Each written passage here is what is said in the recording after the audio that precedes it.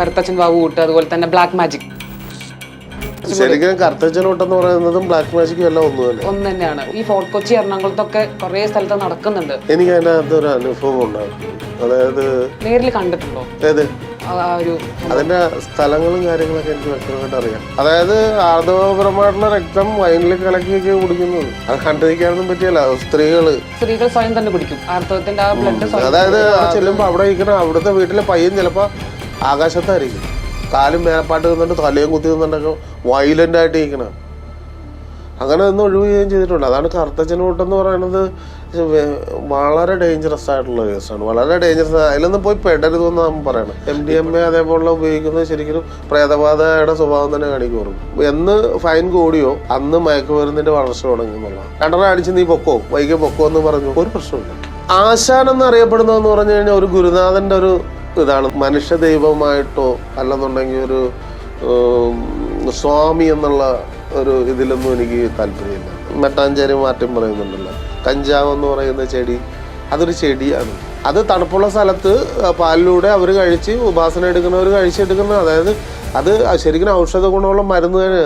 കൃത്യമായിട്ടൊരു ക്ഷേത്രങ്ങളിലോ പള്ളികളിലോ പോകുന്നതായിട്ടുള്ള പിള്ളേർ ഇപ്പോൾ കുറഞ്ഞുകൊണ്ടിരിക്കും. നാമം ജപിക്കാറില്ല. വിളക്ക് കത്തിക്കണ എങ്ങനെയാണെന്ന് അറിയാൻ പാടില്ലാത്തതാണ് തലമുറയിലേക്ക് പോയിക്കൊണ്ടിരിക്കുന്നത്. ഈ പ്രേതവാദ വിഷയം എന്ന് പറയുമ്പോൾ നമ്മൾ പണ്ട് സിനിമയിൽ കാണുന്നത് ചൂരൽ കൊടുത്ത് അടിക്കണത്, ഭയങ്കര തീജോ, അതൊന്നുമില്ല. അതൊന്നുമില്ല. നിങ്ങൾക്ക് ലൈവ് കാണുകയാണ്. എന്റെ മഠത്തിൽ നിങ്ങൾക്ക് ലൈവ് കാണാം. ഇന്നലെ ഉണ്ടായിരുന്ന 4 എണ്ണം ഞാൻ വീഡിയോ കോൾ ചെയ്യും. വീഡിയോ കോൾ ചെയ്ത് നമ്മൾ കൈ കാണിച്ചാൽ മതി. അവരെ ഇളക്കാം അവിടെ, അത്രയും ദൂരത്തേക്കുന്ന ആളെ ഇളക്കാം. ഞാൻ ആ ബിഗ് ബോസിനകത്ത് നടന്ന സംഭവത്തെ കുറിച്ച് എനിക്ക് വ്യക്തമായിട്ടുള്ള ആ രേഖകളും കാര്യങ്ങളും വെച്ചിട്ട് ഞാൻ ഷാരി എന്ന് പറയുന്ന ആളെ, ഷാരിയുടെ കൂടെ വരുന്ന സുഹൃത്ത് നമ്മുടെ അടുക്കെ വരുന്ന വെല്ലുവിളിച്ചാണ് ഞാൻ. നേർക്ക് ധൈര്യം ഉണ്ടാന്ന് ഞാൻ ചോദിച്ചാൽ. അങ്ങനെയാണ് ശാരികയായിട്ട് ഞാൻ ഇന്റർവ്യൂ വരുന്നത്. എൻ്റെ അടുക്ക ചോദിച്ചിട്ടുണ്ട് പ്രേതബാധ ഉണ്ട്, ഇതൊക്കെ വെറുതെ ഫേക്കാണോ. ഞാൻ നേരിട്ട് ലൈവ് കാണിച്ചു കൊടുത്തു. Hey hello, this is Sooraj. Welcome to milestone believes. So ഇന്ന് മൈൽസ്റ്റോൺ ബിലീവ്സിൽ ജോയിൻ ചെയ്യാൻ പോകുന്നത് ഒരു ട്രെൻഡിങ് ആയിട്ട് ഒരാളാണ്. ലൈക്ക് നമ്മൾക്ക് ഒരുപാട് സോഷ്യൽ മീഡിയയിൽ കുറേ ഇൻ്റർവ്യൂസ് ഒക്കെ കണ്ടു. പക്ഷേ ആളുടെ എത്ര ഇൻ്റർവ്യൂസ് കഴിഞ്ഞാലും പിന്നെയും ഒരുപാട് കോമൻറ്റ്സ്, ഒരുപാട് സംശയങ്ങളാണ് ആൾക്കാർക്ക്, ഓഡിയൻസിനുള്ളത്. സോ ഒരുപാട് സംശയങ്ങൾ, അതായത് ബിലീവ്സിനെ പറ്റിയിട്ട്, അന്ധവിശ്വാസങ്ങളെ പറ്റി, ദൈവത്തെ പറ്റി, എല്ലാത്തെയും പറ്റി നമുക്ക് ഒരു എക്സ്ക്ലൂസീവ് ഇൻ്റർവ്യൂ ആണ് ഇന്ന് മൈൽസ്റ്റോൺ ബിലീവ്സിൽ നമ്മൾ ഇന്ന് ജോയിൻ ചെയ്യുന്നത്. So here we joining with Sujith Asan. Hello, നമസ്കാരം. സോ ആശാൻ എന്ന് വിളിക്കാം അല്ലേ? സന്തോഷം. സോ സുജിതാശിനെ പറ്റി പറയുമ്പോൾ എൻ്റെ ഒരു വിഷ്ണുമായ ഭയങ്കര ഡിവോട്ടിയാണ്, വിഷ്ണുമായ ഡിവോട്ടി. അപ്പൊ എങ്ങനെ അറിയപ്പെടാനാണ് ആഗ്രഹം? സുജിത് വിഷ്ണുമായ അങ്ങനെ അറിയപ്പെടാനാണോ, അതോ സുജിത് ആശാൻ എന്ന് അറിയപ്പെടാനാണോ? അതായത് നമ്മുടെ സമൂഹത്തില് എല്ലാവരും ഇപ്പൊ ചില ആൾക്കാർ സ്വാമി എന്നറിയപ്പെടാൻ ആഗ്രഹിക്കുന്നുണ്ട്. ഞാനിപ്പോ പല മഠങ്ങളിലും പോകാറുണ്ട്. അവിടെ നിന്നൊക്കെ നമുക്ക് വളരെ മോശമായിട്ടുള്ള അനുഭവങ്ങൾ നമ്മൾ കാണാറുണ്ട്. വെച്ച് കഴിഞ്ഞാൽ ഒരു മഠത്തിൽ തന്നെ പെറ്റ് പെരുക എന്നാ പറയണത്. നിങ്ങൾക്ക് അതിനെ കുറിച്ച് ശരിക്കും അറിഞ്ഞുകൂടാ. എനിക്ക് അനുഭവം ഉണ്ടായി. അതായത് എനിക്കൊരു പുതിയ ട്രസ്റ്റ്, ഒരു പുതിയൊരു മഠം, അതിനോട് തുടർന്ന് നമുക്ക് 10 പേർക്ക്, 10 അമ്മമാർക്ക്, അതായത് ആരും സംരക്ഷിക്കാത്തൊരു അമ്മമാർക്ക് താമസ സൗകര്യം, 10 പിള്ളേർക്ക്, ആരും ഇല്ലാത്തവർക്ക് ഉന്നത പഠനം, ഒരു ഫ്രീ ആംബുലൻസ്, അങ്ങനെ ഒരു നമുക്ക് ചെയ്യാവുന്ന ഒരു ചെറിയ ട്രസ്റ്റ്. നമുക്ക് ചെറിയ ട്രസ്റ്റ് എന്ന് പറഞ്ഞാൽ നമുക്ക് നമ്മുടെ ഈ വരുന്ന ഒരു വിഷ്ണുമായ മഠത്തിൽ നിന്ന് വരുന്ന ഒരു ചെറിയ വരുമാനം മതി ഇവരെ സംരക്ഷിക്കാൻ. അതായത് നമ്മൾ പറയാറില്ല, നമ്മളൊരു വീട്ടിലേക്ക് ഭക്ഷണം കഴിച്ചു കഴിഞ്ഞാൽ അതിൻ്റെ ബാക്കി വരുന്ന ഭക്ഷണം ഉണ്ടെങ്കിൽ 2 പേർക്ക് കഴിക്കാൻ പറ്റും. നമ്മൾ വേസ്റ്റ് കളയുന്നത്. അന്നേരം ആ ഒരു കാലഘട്ടമാണ് നമ്മുടേത്. അന്നേരം ആശാൻ എന്ന് അറിയപ്പെടുന്നതെന്ന് പറഞ്ഞു കഴിഞ്ഞാൽ ഒരു ഗുരുനാഥന്റെ ഒരു ഇതാണ്. നമുക്കൊരു അറിവ് നമുക്ക് പകർന്നു കൊടുക്കുന്ന ഒരാൾ. അല്ലാതെ ഒരു മനുഷ്യ ദൈവമായിട്ടോ അല്ലെന്നുണ്ടെങ്കിൽ ഒരു സ്വാമി എന്നുള്ള ഒരു ഇതിലൊന്നും എനിക്ക് താല്പര്യമില്ല. എന്താ കാര്യം വെച്ച് കഴിഞ്ഞാൽ നമുക്ക് അവർക്ക് അറിവില്ലാത്ത കാര്യങ്ങൾ എന്നിൽ അറിവുള്ള കാര്യങ്ങൾ പറഞ്ഞു കൊടുക്കുക. അതായത് ശരിക്കും ഒരു ആശാൻ ശിഷ്യൻ എന്നുള്ളൊരു ഇതിൽ കൊണ്ടുപോവുക എന്നുള്ളതാണ്. വെച്ച് കഴിഞ്ഞാൽ എല്ലാവർക്കും എല്ലാ കാര്യങ്ങളും അറിയാൻ പറ്റുമെന്നൊന്നുമില്ല. വെച്ച് കഴിഞ്ഞാൽ അത് നമുക്ക് നന്നായിട്ട് ജനങ്ങളിലേക്ക് മനസ്സിലാക്കി ഈ ഗുരുസ്ഥാനത്ത് നിന്നുണ്ട്. അതായത് ഒരു ആശാൻ എന്ന് പറയുന്ന ഒരു 2 കാര്യങ്ങൾ പറഞ്ഞു കൊടുക്കാൻ പറ്റുന്നത്. അതായത് വിദ്യ എന്ന് പറയുന്ന പല ഇതിലുണ്ട്. പഠനപരമായിട്ടുണ്ട്, അറിവുപരമായിട്ടുണ്ട്. ചില പറയല്ലേ നമുക്ക് വിവരമില്ലായ്മ എന്ന് പറയുമ്പോൾ എല്ലാവരും ഓർക്കുന്നു അത് മോശപ്പെട്ട വിവരം എന്ന് വെച്ചാൽ അറിവ് എന്നുള്ളതാണ്. നമുക്ക് അറിവ് വേണം. നമുക്ക് അറിയാൻ പാടില്ലാത്ത കാര്യങ്ങളെക്കുറിച്ച് നമുക്ക് ഒരാൾക്ക് പറഞ്ഞു കൊടുക്കാൻ പറ്റുക എന്ന് വെച്ചാൽ ഏറ്റവും വലിയ ഒരു അനുഗ്രഹം. അങ്ങനെ കാണുന്ന ഒരാളാണ്. ഓക്കെ. തീർച്ചയായും. പിന്നെ ഇപ്പോ അമ്പലങ്ങളിലെ പൂജ എടുത്ത് നോക്കുകയാണെങ്കിലും ഓരോ അമ്പലത്തിൽ ഓരോ പൂജകളാ. ഇപ്പൊ നെയ്യഭിഷേകം, പാലഭിഷേകം. അപ്പൊ ദൈവത്തിന് അതിന്റെ ഒക്കെ ഒരു ആവശ്യം ഉണ്ടോ? തീർച്ചയായിട്ടും അതിന്റെ ആവശ്യമില്ല. ഇല്ല. അതായത് നേദ്യം വേണം. ചില ക്ഷേത്രങ്ങളിൽ നമ്മള് ക്ഷേത്രങ്ങളിൽ പോകുന്നവർക്ക് ശരിക്കും അറിയാൻ പറ്റും, ഇങ്ങനെ വാരി കൊടുക്കുന്നതായിട്ട് കണ്ടിട്ടുണ്ട്. ഒരിക്കലും ഒരു മൂർത്തിഭാവം എന്ന് പറയുന്നത് ഒരു ഉപാസകന്റെ ജീവനാണ്. അവന്റെ ആത്മാവാണ് ഒരു ഉപാസകൻ ഒരു വിഗ്രഹത്തിൽ കൊടുക്കുന്നത്. ഒരു പവർ, ഒരു പോസിറ്റീവ് എനർജി. അന്നേരം ആ എനർജിക്ക് കൈയും കാലും ഒക്കെ ഉണ്ട്. ചിലടത്ത് കണ്ടിട്ട് വാരി കൊടുക്കുക. അതായത് എൻ്റെ വിഷ്ണുമായ മഠത്തിൽ ഞാൻ വാരി കൊടുക്കാറില്ല. അവിടെ കൊടുക്കുന്ന പ്രസാദപരമായിട്ടുള്ള കാര്യങ്ങൾ മുറിക്കപ്പെടാത്ത ഫ്രൂട്ട്സുകളാണ്. എല്ലായിടത്തും അരിഞ്ഞൊക്കെ വെച്ച് വേവിച്ച ഭക്ഷണങ്ങൾ, അത് നമ്മൾ കർത്തവാവ് പ്രമാണിച്ച് മറുപടി അങ്ങനെയുള്ള കാര്യങ്ങൾ. ഇത് ഭഗവാന് കൊടുക്കുക എന്നുള്ളൊരു സങ്കല്പമാണത്. ആ നമ്മുടെ ആ അർപ്പണ മനോഭാവം എന്ന് പറയുന്നത്. നമ്മളൊരു സാധനത്തിന് അർപ്പിക്കുക എന്നാ പറയുന്നത്. കൈകൊണ്ട് കൊടുക്കുക എന്നൊക്കെ പറയല്ലേ, അവൻ കൈകൊണ്ട് കൊടുക്കത്തില്ല, ആർക്കും ഒന്നും കൊടുക്കില്ലാത്തവർ. നമ്മൾ അർപ്പിക്കുന്ന സാധനം നമ്മളിലേക്ക് തന്നെ തിരിച്ചു വരിക. അന്നേരം ഇതിന് എനർജി നമുക്ക് ഇതിൽ നിന്ന് അബ്സോർബ് ചെയ്യുക. അതായത് ഇതിന്റെ പവർ നമ്മൾ കൊടുക്കുന്ന ഇപ്പൊ ഒരു മധുരമുള്ളൊരു സാധനമാണെന്നുണ്ടെങ്കിൽ ചാത്തനെ സംബന്ധിച്ച് അത് സെക്കൻഡ് കൊണ്ട് അതിന്റെ മധുരം നഷ്ടപ്പെടും. വലിച്ചെടുക്കുക എന്നുള്ളതാണ്, എനർജി വലിച്ചെടുക്കുക. അന്നേരം ആ ഒരു ഇതാണ്. പക്ഷെ മിക്കയിടത്തും വാരി കൊടുക്കും. ഇവിടെ നമ്മൾ വാരി കൊടുക്കേണ്ട കാര്യമില്ല. നമ്മുടെ മൂർത്തികൾക്ക് കൈയും കാലും എല്ലാം ഉണ്ട്.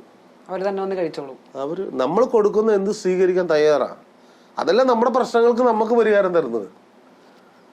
ഇല്ലെങ്കിൽ ഇങ്ങനെ കെട്ടിയിട്ടിരിക്കുന്ന വാരി കൊടുക്കുന്ന ഒരു വാർദ്ധക്യപ്പെട്ട് കിടക്കുന്ന ഒരാൾ നമുക്ക് എന്തെങ്കിലും ഒരു സഹായം ചെയ്യണമെന്ന് പറഞ്ഞാൽ അവർ ചെയ്യുക. രോഗീനെ കൂട്ട് കിടക്കുന്ന ഒരാൾ, അതായത് കൈയും കാലും പൊങ്ങാത്ത ഒരാള് നമുക്ക് എന്നെ ഒന്ന് ഡ്രോപ്പ് ചെയ്യണം, വാതിക്കെ കാറ് കിടപ്പുണ്ട്, ഒന്നുകൊണ്ട് ആക്കണമെന്ന് പറഞ്ഞാൽ ആക്കുക ഇല്ല. കരുത്തോടുകൂടി നിൽക്കുന്ന എനർജിക്ക് മാത്രമേ നമുക്ക് അതിന്റെ കാര്യപ്രാപ്തി ഉണ്ടാക്കുള്ളൂ. ശരിയല്ല? ശരിയാ. അതുപോലെ തന്നെ ഈ കറുത്തച്ഛൻ വാവ് കൂട്ട്, അതുപോലെ തന്നെ ബ്ലാക്ക് മാജിക്. നമ്മൾ മലയാളികൾക്ക് അല്ലെങ്കിൽ കുറച്ചുകൂടി പരിചയം ബ്ലാക്ക് മാജിക് എന്ന് കേൾക്കുമ്പോഴാണ്. ശരിക്കും കറുത്തച്ഛനോട്ട് എന്ന് പറയുന്നതും ബ്ലാക്ക് മാജിക്കും എല്ലാം ഒന്ന് തന്നെയാണ്. അത് പിന്നെ എനിക്ക് തോന്നി ഈ ഫോർട്ട് കൊച്ചി, എറണാകുളത്തൊക്കെ കുറെ സ്ഥലത്ത് നടക്കുന്നുണ്ട്. തീർച്ചയായിട്ടും. അത് അതിനെക്കുറിച്ച് ഞാൻ പറഞ്ഞിട്ടുണ്ട്. അത് എനിക്ക് അതിൻ്റെ അകത്തൊരു അനുഭവം ഉണ്ടായിട്ടുണ്ട്. അതായത് നേരിൽ കണ്ടിട്ടുണ്ടോ? ഏത്? അതിന്റെ സ്ഥലങ്ങളും കാര്യങ്ങളൊക്കെ എനിക്ക് വ്യക്തമായിട്ട് അറിയാം. അതിനകത്ത് നമ്മൾ പങ്കെടുക്കാത്തതിന്റെ കാര്യം, നമുക്ക് പങ്കെടുക്കാനുള്ള ഇപ്പൊ എനിക്ക് 2 ദിവസം മുമ്പ് ഒരാള് മഠത്തിൽ വന്നിട്ടുണ്ടായിരുന്നു. ഞാൻ കുറെ നടന്നു. ഞാൻ കറുത്തച്ഛനോട്ടിന്റെ ഇടയിൽ പോയി. ഞാൻ ചോദിച്ചു, നീ എന്തിനാ അവിടെ പോയത്? ഞാനവിടെ പോയി, കാര്യം സാധിക്കുമെന്ന് പറഞ്ഞു. ഞാൻ ചോദിച്ചു, അതുകൊണ്ട് നിനക്ക് വല്ല സാധ്യം ഉണ്ടായോ? എനിക്കൊന്നും ഉണ്ടായില്ല. പക്ഷെ വളരെ ഭീകരമായിട്ടുള്ള കാര്യങ്ങളാണ് അവിടെ നടക്കുന്നത്. അന്നേരം നമ്മളത് അവരെ നമ്മൾക്ക് റിക്കവറി കൊണ്ടുവരണമെങ്കിൽ ഒരുപാട് താമസം എടുക്കും. അതായത് ആർദ്രപരമായിട്ടുള്ള രക്തം വയനിൽ കലക്കിയൊക്കെ കുടിക്കുന്നത്. അത് കണ്ടിരിക്കാനൊന്നും പറ്റിയല്ല. സ്ത്രീകള്, അതായത് സ്ത്രീകൾ സ്വയം തന്നെ കുടിക്കും. അതായത് അത് ഞാൻ പറഞ്ഞില്ലേ, ഒരു വർഷത്തിന് മുമ്പ് ഒരു പെൺകുട്ടി, ഒരു 16-17 വയസ്സ് കാണുള്ളൂ. പുള്ളിക്കാരത്തി മഠത്തിൽ അവരുടെ അമ്മുമ്മയായിട്ടാണ് വന്നത്. എന്നാൽ നമ്മളൊരു ചരിഞ്ഞിങ്ങനെ വല്ലാതെ ഇങ്ങനെ നോക്കിക്കൊണ്ട് പോണു. നമ്മളൊരു പുച്ഛത്തോടു കൂടി, നമ്മളെ ചില ആൾക്കാർ കാണിയല്ലോ, നമ്മളൊരു പുച്ഛത്തെ വേറെ പണിയൊന്നുമില്ലേ ഇരിക്കണത്. ഞാനിങ്ങനെ നോക്കി എന്തോ ഒരു വിഷയമുണ്ട്. അത് ഞാൻ പറഞ്ഞു, അതിന്റെ വാതിക്കലൊന്നും ഒന്ന് ഇരിക്കാൻ പറഞ്ഞു. മൂർത്തിഭാവം ഇരിക്കുന്ന അവിടെ ഇരിക്കണമെന്നുണ്ടെങ്കിൽ എനർജി കൂടിയ സ്ഥലമാണത്. അതായത് നമ്മൾ പറയാല്ലേ, ഇപ്പൊ എക്സ്റേ എടുക്കുന്നിടത്ത് കാണിക്കല്ലേ റേഡിയേഷൻ ഉണ്ടെന്ന് പറഞ്ഞ പോലെ, അല്ല മൂർത്തിഭാവം ഇരിക്കുന്നിടത്തും ശരിക്കും എനർജി കൂടുതലാണോ? എനർജി കൂടുതലാണ്, പക്ക എനർജിയാണ്. നമ്മൾ ശ്മശാനത്തിൽ കിട്ടുന്ന എനർജി അല്ല മഠത്തിൽ കിട്ടുന്ന എനർജി അല്ല ക്ഷേത്രത്തിൽ കിട്ടുന്നത്. ക്ഷേത്രത്തിന്റെ അതിന്റെ അടുത്തോട്ട് ചേർന്നെങ്കിൽ മാത്രമേ നമുക്ക് ആ ഒരു ഫീല് കിട്ടുള്ളൂ. മഠത്തിനെ സംബന്ധിച്ച് ആ മഠത്തിന്റെ കോമ്പൗണ്ടിലേക്ക് കയറുമ്പോൾ തന്നെ നമുക്ക് ഫീൽ കിട്ടും. എന്ന് വെച്ച് കഴിഞ്ഞാൽ ബന്ധിക്കപ്പെടാത്തതെന്നുള്ളതാണ് ശരിക്കും. അതായത് ഈ ഒരുപാട് നാമം ജപിക്കുന്നിടത്തൊന്നും എനർജി കിട്ടണമെന്നില്ല. എനർജി എന്ന് പറയുന്നത് നമ്മൾ ആഗിരണം ചെയ്യുക, അതായത് നമ്മൾ അതിനെക്കുറിച്ച് പഠിച്ച് അതിന് ഉപാസന ചെയ്ത് അതിനോട് ചേർന്ന്. ഇപ്പം നമ്മളൊരു ചെടി വെച്ച് പിടിപ്പിക്കുക എന്ന് പറഞ്ഞാൽ നമ്മൾ അതിനെ ശരിക്കും സംരക്ഷിക്കണമെങ്കിൽ നമ്മൾ ഉദ്ദേശിക്കുന്നതിന് മേളിൽ കായ്ഫലം കിട്ടുമെന്ന് പറയാമല്ലേ എന്ന് പറഞ്ഞാൽ എനർജിയാണത്. അതായത് ഈ കുട്ടി അതിലെ വന്നു, വളരെ പുച്ഛത്തോടു കൂടിയാണ് നമ്മൾ കണ്ടത്. ഞാൻ പറഞ്ഞ വാദിക്കലേക്ക് വാ, എനിക്കൊരു സംശയമുണ്ടെന്ന് പറഞ്ഞു. പട്ടലേക്ക് വന്നു കഴിഞ്ഞപ്പോ ആളുടെ മൈൻഡ് മാറി. അതായത് ഇവരുടെ കണ്ണിന്റെ താഴത്ത് ഒരു കറുപ്പ് പാട് സ്റ്റാർട്ടിങ് വരും. അതായത് കറുപ്പ് സ്റ്റാർട്ടിങ് വരും. ഇവർക്ക് എപ്പോഴും തലവേദന പറയും. എല്ലാരും പറയും മൈഗ്രെയിൻ മൈഗ്രെയിൻ മൈഗ്രെയിൻ മൈഗ്രെയിൻ. ശരിക്കും ഒരു 20% മൈഗ്രെയിൻ വരുന്നുള്ളൂ. കൂടുതൽ ഓവർലോഡ്, അതായത് തലക്ക് ഹീറ്റ് കൂടും. ഇവർക്ക് ഹീറ്റ് കൂടും. കാണുന്നവരുടെ ദേഷ്യം, നമ്മളൊരു സംസാരിച്ചിട്ടുണ്ടെങ്കിൽ പെട്ടെന്ന് ദേഷ്യപ്പെടും. നമ്മളവർക്ക് ഇവരെന്താ എന്ത് പറ്റിയെന്ന് പോലെയിരിക്കും. പിന്നെ ക്ഷേത്രത്തിന്റെ വാതിക്കെ പോകത്തില്ല. എനർജി കൂടുന്ന സ്ഥലത്തൊന്നും ഇവർ സഞ്ചരിക്കത്തില്ല. ഇവർക്ക് ഒരു വേറിട്ട ചിന്താഗതികളായിരിക്കും. ഒറ്റപ്പെട്ട് നിൽക്കുക, കൂടി നിൽക്കുന്നിടത്ത് വരാതിരിക്കുക. അന്നേരം ആ ഒരു ഇതിലേക്കാണ് വരുന്നത്.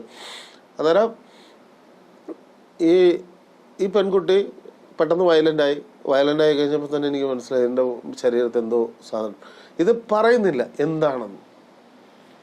അതാണ് ഇതിൻ്റെ രസം. പെട്ടെന്ന് വേറൊരാളുടെ സ്വഭാവം, ഒരു പ്രായമുള്ള ആളുടെ സ്വഭാവം, പിന്നെ അത് ആ ആളെ സംസാരിക്കണം. അതിനെ നമ്മൾ ഒഴിവ് ചെയ്ത് കഴിഞ്ഞ് പിന്നെ വലിയ കുഴപ്പമില്ല. ചിരിച്ച് കളിച്ചൊക്കെ പോവും. പിറ്റേ ദിവസം വേറെ വയലിൽ വീണ്ടും. ഞാൻ 9 എണ്ണം ഒഴിവ് ചെയ്തു ഒരാളുടെ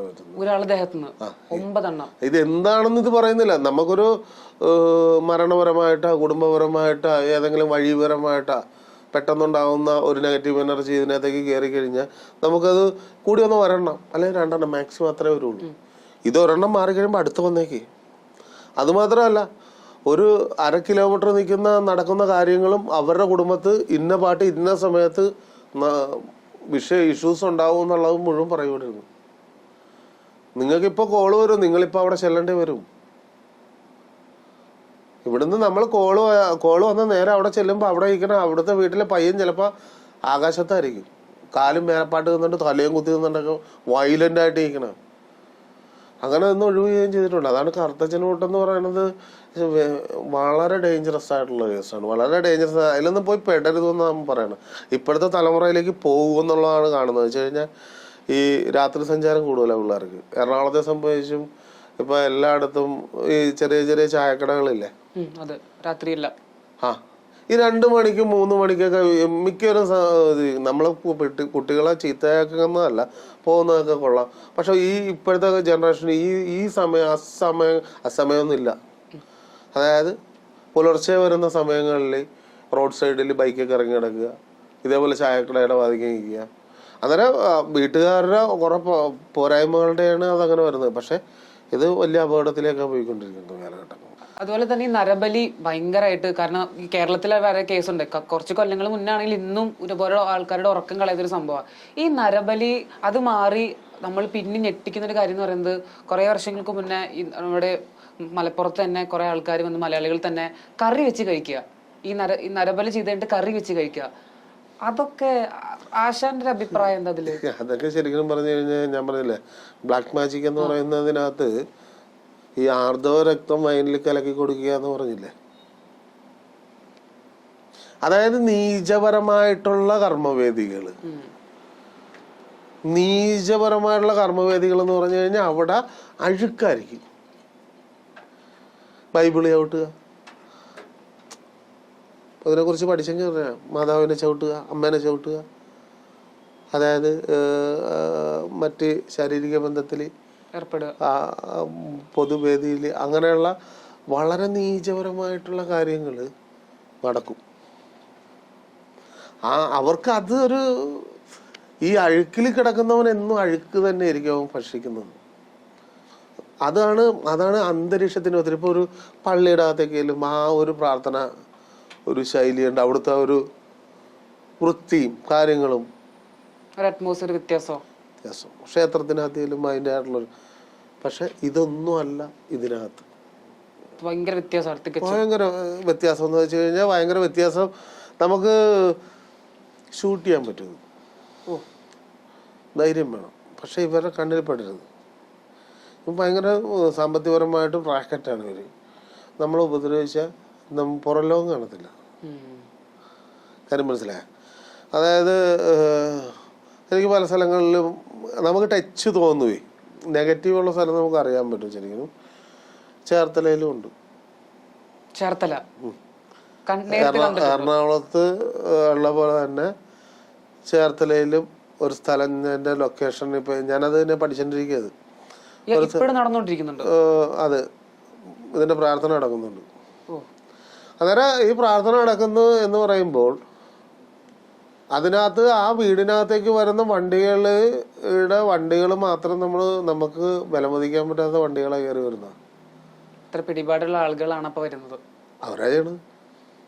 അതുകൊണ്ടല്ലേ പറഞ്ഞ നമ്മളൊരു സാധാരണക്കാരൻ ചെന്നാൽ നമ്മളാ എത്ര വലിയ ക്യാമറ ആണെങ്കിലും അവർക്ക് കൊണ്ടുപോകാൻ അവർ തീർച്ചയായിട്ടും, അതായത് ഉന്നതപരമായിട്ടുള്ള ബന്ധങ്ങളും ഇപ്പൊ തന്നെ ഡ്രഗ്സ് വരുന്നത് തന്നെ സാധാരണക്കാരനെ മാത്രമേ പിടിക്കുള്ളൂ. ഏറ്റവും അവസാനം കിടക്കുന്ന ചുന്തിലുള്ളവരെ മാത്രമേ പിടിക്കാറുള്ളൂ. അവർക്ക് ഇത്ര പേരെ പിടിച്ചെന്ന് കാണിക്കണം. പക്ഷെ ഇതിന്റെ നട്ടെല്ലുള്ളൊരു ഭാഗത്ത് കയറി ഇവർക്ക് തൊടാൻ പറ്റുന്നുണ്ടോ? ഉണ്ടാകുകയില്ല.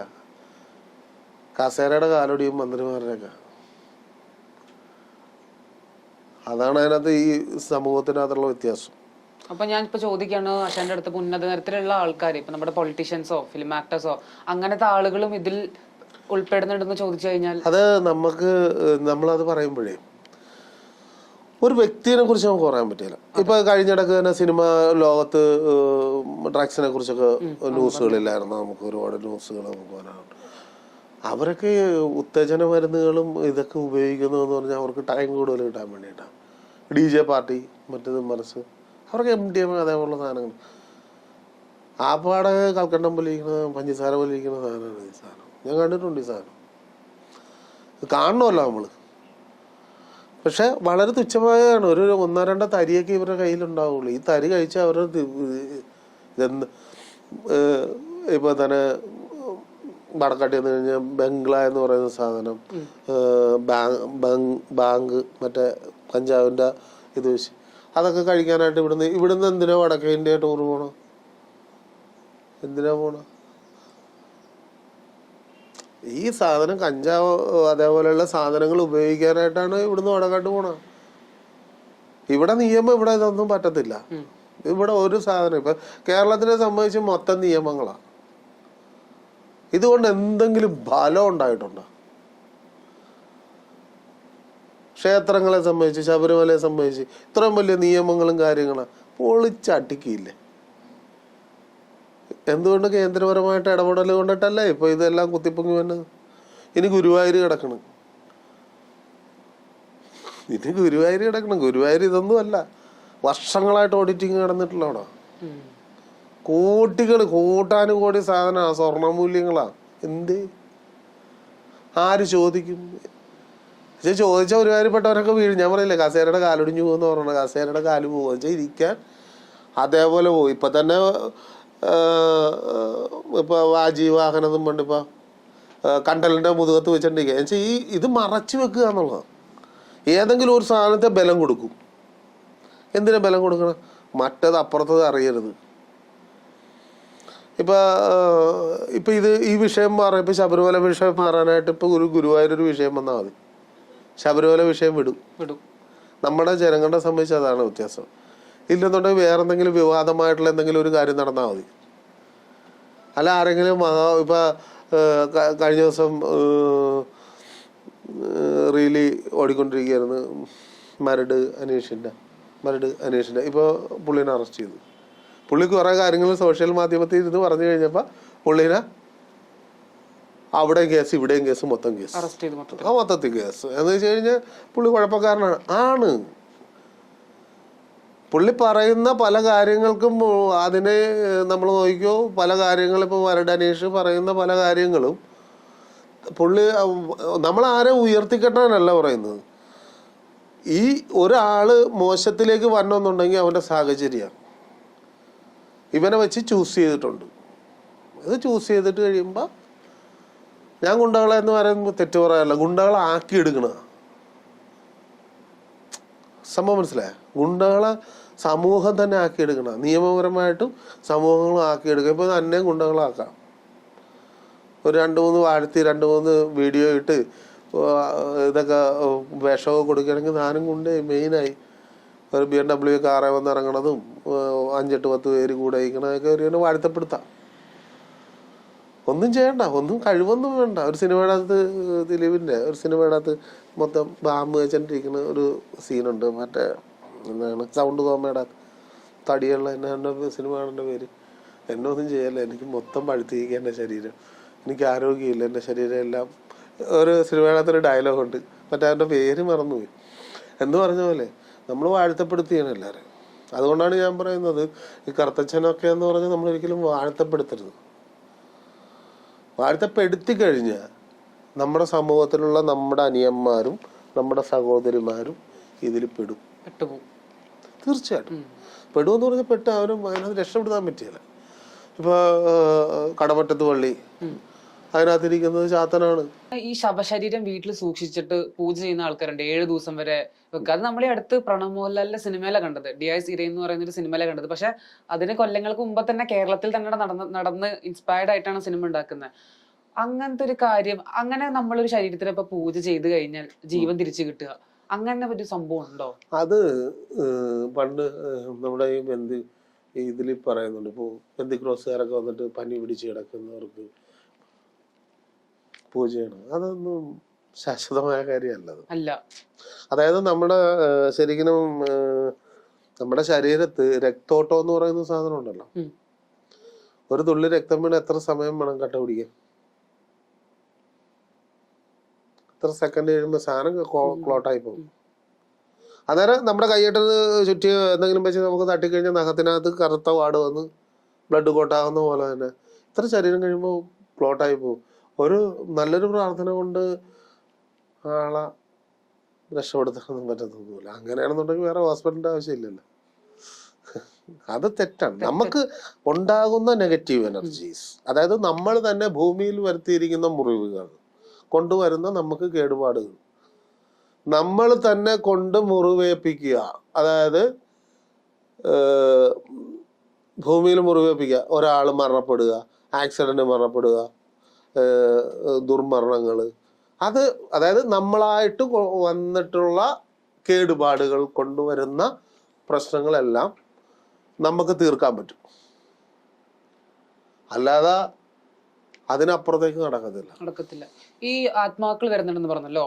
അപ്പൊ ഈ ആത്മാക്കൾ വരുന്നത് എന്തിലൂടെയാണ് വരുന്നത്? ലൈക്ക് ഇത് ദുർമരണങ്ങളാണോ അതോ ആത്മഹത്യ ചെയ്തിട്ടാണോ അതോ എങ്ങനെയാണ് ഈ ആത്മാക്കൾ വരുന്നത്? പ്രതികാരം വീട്ടാനായിട്ട് അങ്ങനത്തെ രീതിക്കാണോ? ശരിക്കും പ്രതികാരം വീട്ടാൻ തന്നെ. അതായത് ഒരിക്കലും ഒരാൾ മരിച്ചു വെച്ചാൽ ആൾക്കാർ മരണപ്പെട്ടു കഴിഞ്ഞാൽ ഫോട്ടോ വെച്ചിട്ട് അച്ഛനും അമ്മയൊക്കെ വെച്ച് പ്രാർത്ഥിക്കണതാണ്. തെറ്റാത്. ഒരിക്കലും ഒരു സാധനത്തിന് മരിച്ചു കഴിഞ്ഞാൽ പിന്നെ അവരെ പ്രാർത്ഥിക്കേണ്ട കാര്യമില്ല. അപ്പൊ നമ്മൾ നമ്മുടെ വീട്ടിലൊന്ന് ഫോട്ടോ ഒന്ന് സൂക്ഷിക്കണ്ട. അതായത് ഫോട്ടോ സൂക്ഷിക്കണതിന് കുഴപ്പമില്ല, പക്ഷെ പ്രാർത്ഥിക്കരുത്. നമ്മൾ രാവിലെ കൈകൂപ്പി ചിലവരൊക്കെ കൈകൂപ്പി പ്രാർത്ഥിക്കും. നമ്മൾ എന്ത് സാധനത്തിന് നമ്മൾ ഒരു കല്ലാണെങ്കിലും വെച്ച് നമ്മളൊരു മേശപ്പുറത്ത് കൊണ്ട് വെച്ച് ഒരു ദീപം കൊടുത്തിട്ട് നമ്മളൊരു ഭാവത്തിനെ കണ്ട് നന്നായിട്ട് പ്രാർത്ഥിക്കുകയാണെങ്കിൽ ഒരു 3 വർഷം അല്ലെങ്കിൽ 4 വർഷം കഴിയുമ്പോൾ നമ്മൾ പറയണ കാര്യങ്ങൾക്ക് നമുക്ക് എനർജി കിട്ടാൻ തുടങ്ങും. അതാണ് എനർജി എന്ന് പറയുന്നത്. അതാണ് ഉപാസന എടുത്ത് ദീക്ഷ എടുത്ത് മന്ത്രദീക്ഷ എന്ന് പറയുന്നത് എഴുതി വെച്ചിരിക്കുന്ന ഒരുത്തനാണ്. അത് ഡൽഹി അതായത് നമ്മൾ പറയല്ലോ കാസർഗോഡ് കന്യാകുമാരി വരെ നിൽക്കുന്ന എവിടെ ചെന്നാലും നക്ഷത്രം പറയണമെങ്കിൽ ഒരേ പ്രിന്റ് വരും. അത് ടൈപ്പ് ചെയ്ത് വെച്ചിരിക്കുന്ന കാര്യങ്ങളാണ്. അല്ലാതെ നമുക്ക് കൃത്യമായിട്ട് ഒരാളുടെ നക്ഷത്രം എന്ന് പറയുന്ന സാധനം ഇല്ല. കാര്യം മനസ്സിലായ? അതായത് ഈ പ്രേതബാധ എന്ന് പറയുന്ന സാധനം നമ്മുടെ വയറ്റിൽ, അമ്മമാരുടെ വയറ്റിൽ ഒരു കുട്ടി രൂപം കൊള്ളുന്നു.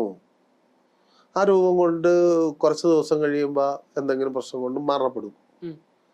നമ്മൾ ഓർക്കണത് അതിന് ആത്മാവില്ലെന്ന്. എന്ത് സാധനം ജീവൻ വെച്ചാൽ അതിന് ആത്മാവുണ്ട്. അപ്പൊ ഞാനിപ്പോ ചോദിക്കുകയാണ്, ഇപ്പൊ ഗർഭിണിയായിരിക്കുന്ന നമ്മള് സിനിമയിലൊക്കെ കണ്ടിട്ടുണ്ട്, ഈ ഗർഭിണിയായിരിക്കുന്ന ഇതിപ്പോ മനുഷ്യന് മാത്രമല്ല പ്രേതബാധ, മൃഗങ്ങൾക്കും വരും. ഓ, എല്ലാരും ചിന്തിച്ചിരിക്കുന്നത് മനുഷ്യന് മാത്രമേ വരുള്ളൂ, മൃഗങ്ങൾക്കും വരും. അവരെ മേത്തും പ്രേതബാധ കൂടും.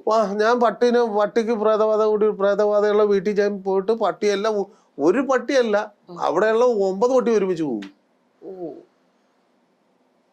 എന്തുകൊണ്ടാണ് നമ്മള് പോകുമ്പോ ചില പട്ടി മാത്രം നമ്മളെ ഉപദ്രവിക്കാൻ പറ്റുന്നത്, ബാക്കിയെല്ലാം അനങ്ങായിരിക്കും. നമുക്ക് മാത്രം, അതായത് നമ്മുടെ മേത്ത് നെഗറ്റീവ് ഉണ്ടെങ്കിൽ ഈ സാധനം കടിച്ചിരിക്കും നമ്മളാ. സംഭവം മനസ്സിലായി? എല്ലാരെയും കടിക്കല പട്ടി, ഓടിച്ചിട്ട് കടിക്കണ കണ്ടിട്ടുണ്ടോ? ചില ആൾക്കാർ പറഞ്ഞു എന്നെ കാണുമ്പോൾ മാത്രമേ ആ പട്ടി എന്താണ് എൻ്റെ, അതായത് നമ്മുടെ മേത്ത് നിന്ന് ഉണ്ടാകുന്ന ഒരു നെഗറ്റീവ് ഫീല് അതിന് കൃത്യമായിട്ട് സെൻസ് ചെയ്യാൻ പറ്റും. അന്നേരം നമ്മൾ പറയുന്നത് മൃഗത്തിന് പ്രേതബാധ എല്ലാത്തിനും വരും, അതിന്റെ പ്രേതബാധ വരും, എല്ലാത്തിനും വരും. അപ്പൊ ഏറ്റവും കൂടുതൽ കുറെ പ്രേതബാധകൾ ഒഴിപ്പിച്ചിട്ടുണ്ടല്ലോ, അപ്പൊ മനുഷ്യരുടെ ശരീരത്തിൽ നിന്നാണ് മൃഗങ്ങളുടെ ശരീരത്തിൽ ഒഴിപ്പിക്കാൻ കുറച്ച് പാടുപെട്ടുള്ളത്.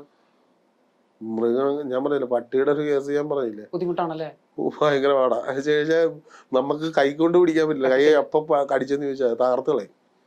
എങ്കിൽ അവരെ നമുക്ക് വിളിച്ചു നിർത്താൻ, അതായത് നമ്മൾ പ്രേതബാധ ഒഴിപ്പിച്ച് അതെങ്ങനെയാണ് ഞങ്ങൾക്ക് ശരിക്കും ഇതുങ്ങൾക്ക് മനസ്സിലാവുന്നുണ്ടെന്ന് തുടങ്ങിയത്.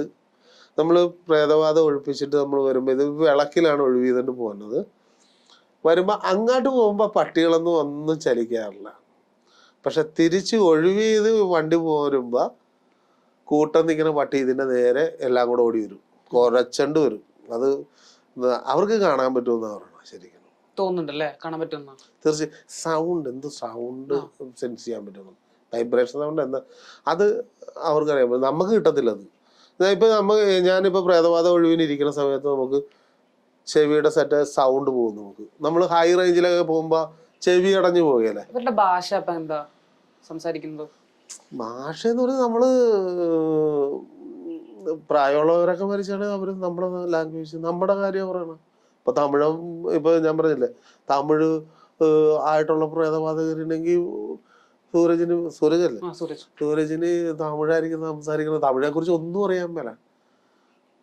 ഞാനിപ്പോ കഴിഞ്ഞ ദിവസം ഞാൻ പറഞ്ഞായിരുന്നു, ഇപ്പൊ ഹിന്ദിക്കാരാണ് ഇവിടെ വന്ന് കാര്യങ്ങൾ, ഇനി എല്ലാവരും ഹിന്ദിക്കാരെ ബംഗാളികളെ മരണപ്പെട്ട ബാധകരുണ്ടെങ്കിൽ ബംഗാളി പറയും, ഞാൻ അങ്ങനെ പറയും, ഞാൻ ബംഗാളി പഠിച്ചിട്ടില്ല.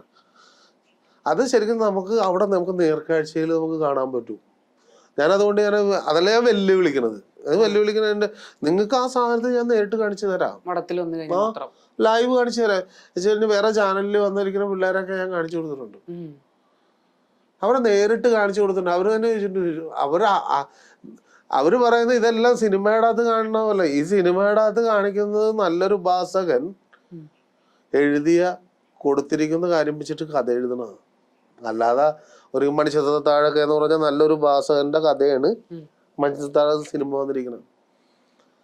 അതിനകത്ത് ആ ഒഴിവ് ചെയ്യണത് മന്ത്രോച്ചാരണം കൊണ്ടല്ല ഒഴിവ് ചെയ്യണത്, തന്ത്രം വെച്ച ഒഴിവ് ചെയ്യണത്. മന്ത്രം വെച്ച് ഒരിക്കലും ഒരു പ്രേതബാധനെ ഒഴിപ്പിക്കാൻ പറ്റില്ല. അതിന് കുറെ കാശ് മുടക്കി ലക്ഷങ്ങൾ, 1.5 ലക്ഷം 2 ലക്ഷം രൂപ അവിടുത്തെ ഹോമങ്ങൾ നടത്തി അവിടെ കൊടുക്കണം, ഇവിടെ കൊടുക്കും. ഞാനിത് പറയുമ്പോൾ പറയും, അത് പറയണം അവരുടെ ശരിക്കും പൈസ ഉണ്ടാക്കി അവര് BMW ബെൻസിലും നടക്കണം. ഇങ്ങനെ പൈസ ഉണ്ടാക്കുന്ന കുറെ സ്വാമിമാരെ നമ്മുടെ അടുത്തുണ്ട്. അങ്ങനത്തെ സ്വാമിമാരായിട്ട് ആശാനെ ഉപപ്പെടുത്താറുണ്ട്. ഞാൻ എനിക്ക് കണ്ണെടുത്താ കണ്ടുകൂടാ. അവരെ വിളിച്ചു പറയുന്നതിന്റെ കാര്യം എന്താ കാര്യം അറിയാം, ഒരാള് അവന് ജീവിക്കാൻ രക്ഷയില്ലാതെ അവൻ ബുദ്ധിമുട്ടിയാണ് അവൻ വരുന്നത്. ഒരു പ്രേതബാധ കയറി അവൻ മരുന്ന് അവന് എങ്ങനെയെങ്കിലും രക്ഷപ്പെടാൻ വേണ്ടിയാ വന്നത്. അവന്റെ നട്ടല്ലൂരി എടുക്കുക എന്ന് പറയുമ്പോ അത് ശരിയായ പ്രവണതയാണ്? അല്ല, ഒരിക്കലല്ല. അവരവിടെ അർപ്പിക്കുന്ന, ഇപ്പൊ ഞാൻ മടപുറമായിട്ട് ഇങ്ങനെ അവിടെ കൂടി വന്നു കഴിഞ്ഞാൽ ഒരു ദിവസം പൂജ അല്ലാണ്ട് 10,000 രൂപയുടെ ചിലവൊക്കെ വരുന്നുള്ളൂ. ഈ സാധനം വേറെ പാട്ടി 50,000 രൂപയാണ് മേടിക്കുന്നത്. സംഭവം മനസ്സിലായ? അന്നേരം എല്ലാവർക്കും ഒരുപാട് പൈസ വേണം, പൈസ മേടിക്കും, കൊടുക്കാൻ തയ്യാറാണ് അവര്. പിന്നെ കുറെ പുകയും മറയും കാണുന്നവരെ കൊണ്ട് പൂജ നടത്തി ബെൻസയിലൊക്കെ, ഞാൻ പറഞ്ഞില്ല, ബെൻസ നടക്കണം പൂജ ചെയ്താൽ ചിലപ്പോൾ കാര്യങ്ങൾ പെട്ടെന്ന് നടക്കുമെന്നാണ് വെറുതെ.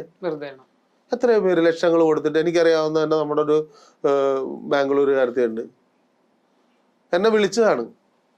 ഈ കേരളത്തിലുള്ള തന്നെ മഠത്തിൽ നിന്ന് 1.5 ലക്ഷം രൂപ ആ പെണ്ണ് കടം മേടിച്ചാ കൊടുത്തത്. 1.5 ലക്ഷം മേടിച്ചു കൊടുത്തിരിക്കുക. അതിന് ഭർത്താവിന് തിരിച്ചു വരാനാ. ഭർത്താവ് പോയിട്ട് തിരിച്ചു വരാനായിട്ടാ. ഈ എന്തുകൊണ്ടാണ് ഒരു ഭാര്യ ഭർത്തൃ ബന്ധം തിരിച്ച് വിട്ടുപോണത്? വിവാഹം ചെയ്ത് 1 മാസം അല്ലെ 1 വർഷം കഴിഞ്ഞ് വിട്ടുപോവുക, പിന്നെ അവര് അമ്പലങ്ങൾ കയറി നടന്നിട്ട് വലിയ ലക്ഷങ്ങൾ കൊടുക്കുക. അതൊന്നും വേണ്ട. ചെറിയ പൂജ നടത്തിയ, അതായത് നമുക്കുള്ളൊരു ദോഷമുണ്ട്,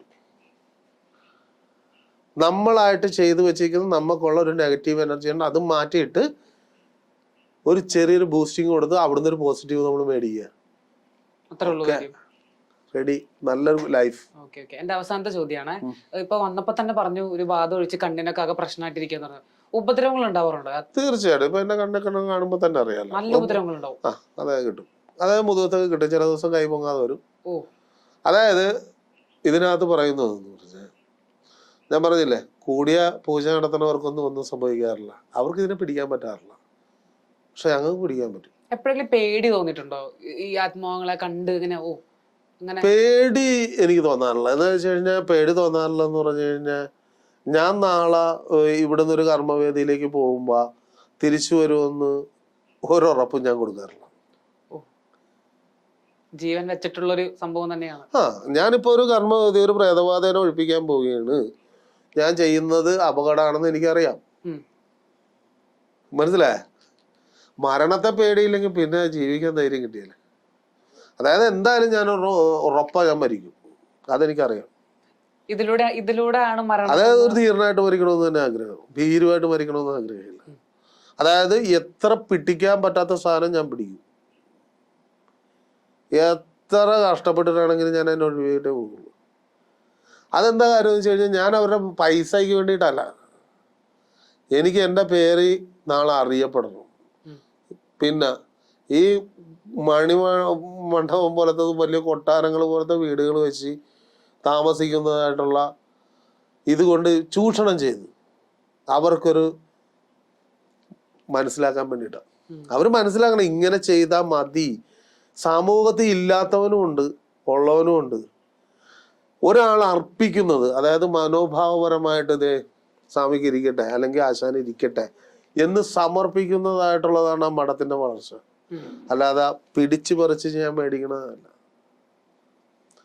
അതായത് 10 പേര് നമ്മളുടെ കൂടെ, നമ്മൾ അങ്ങനെ 10 പേരെ സഹായിച്ച അവര് രക്ഷപ്പെട്ട, നമുക്ക് ചോദിക്കാതെ അവർ എന്ത് ചെയ്യും? മനസ്സിലായി? അതാണ് നമുക്ക് വേണ്ടത്. അല്ലാതെ എനിക്കിപ്പോ ഞാൻ പറഞ്ഞില്ല, എനിക്ക് കുറെ കാശുണ്ടാക്കാനാണെന്നുണ്ടെങ്കിൽ ഞാൻ പറഞ്ഞില്ലേ, ഞാനിപ്പോ വന്ന വണ്ടി BMW ബെൻസിലെ വരാൻ എനിക്ക് എന്താ വരാത്തത്? ഞാൻ വിളിച്ചപ്പോഴും ഞാൻ വരാന്നല്ലേ പറഞ്ഞത്. എനിക്ക് ഈ സമയത്ത് എനിക്ക് അവിടെ ഇരുന്നാ പോരെ. എന്തുകൊണ്ടാണ് നിങ്ങൾ അന്നേരം നിങ്ങൾക്ക് ഇതിനെക്കുറിച്ച് അറിയണം, നിങ്ങൾക്ക് ഇതിനെക്കുറിച്ച് പറയണമെന്നുള്ളൊരു ഇതുള്ളത് കൊണ്ടാണ്, സമയം കളഞ്ഞിട്ടാണ്, എൻ്റെ കണ്ണിന് ഇത്ര ഇതായിട്ടാണെങ്കിൽ ഞാൻ വന്നതിൻ്റെ കാര്യം വേറൊന്നുമല്ല. നമുക്ക് പറയാനുള്ളത് പറയണം, നിങ്ങൾക്ക് ചോദിക്കാനുള്ളത് ചോദിക്കണം. നിങ്ങൾ മറ്റുള്ളവരുടെ മുമ്പിൽ ഒരു സംശയം ഉണ്ടെങ്കിൽ ആ സംശയം കൈകൊണ്ട് നടക്കുകയല്ല വേണ്ടത്, തീർക്കണം. അത് ഇപ്പൊ സമൂഹത്തിൽ തന്നെ നമ്മളിപ്പോ ഞാൻ റീല് കാണാറുണ്ട്, പല ക്ഷേത്രങ്ങളുടെ റീല് കാണാറുണ്ട്. എന്താണ് അതിനകത്ത് വേണ്ട? എല്ലാരും വാ, നിങ്ങൾക്ക് ഇപ്പൊ സാധിച്ചു തരാം. വല്ലതും സാധിച്ചു കിട്ടിയത് വല്ലതും ഉണ്ടാകുന്നുള്ളത് തിരക്കാണ്. അങ്ങനെയൊന്നും ഇല്ല. കാശ് മേടിച്ചെടുക്കുക എന്നുള്ളതാണ്.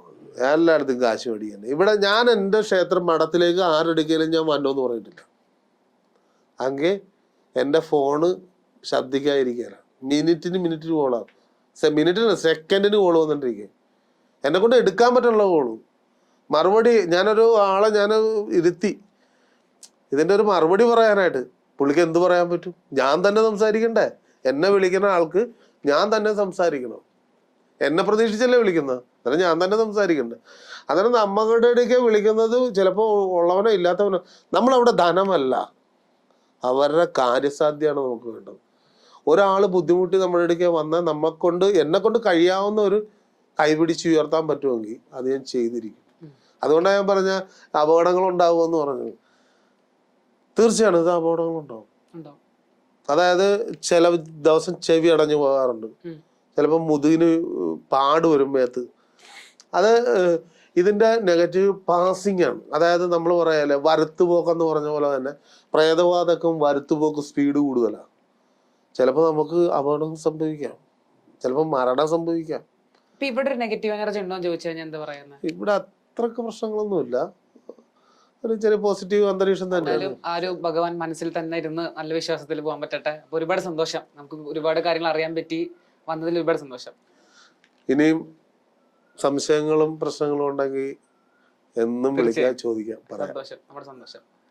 സോ അടുത്ത ദിവസം പുതിയൊരു ഗസ്റ്റുമായി മൈൽസ്റ്റോൺ മേക്കേഴ്സ് ബിലീവ്സിൽ ഞാൻ വരുന്നതായിരിക്കും. അതുവരേക്കും എല്ലാവർക്കും bye. Thank you for watching.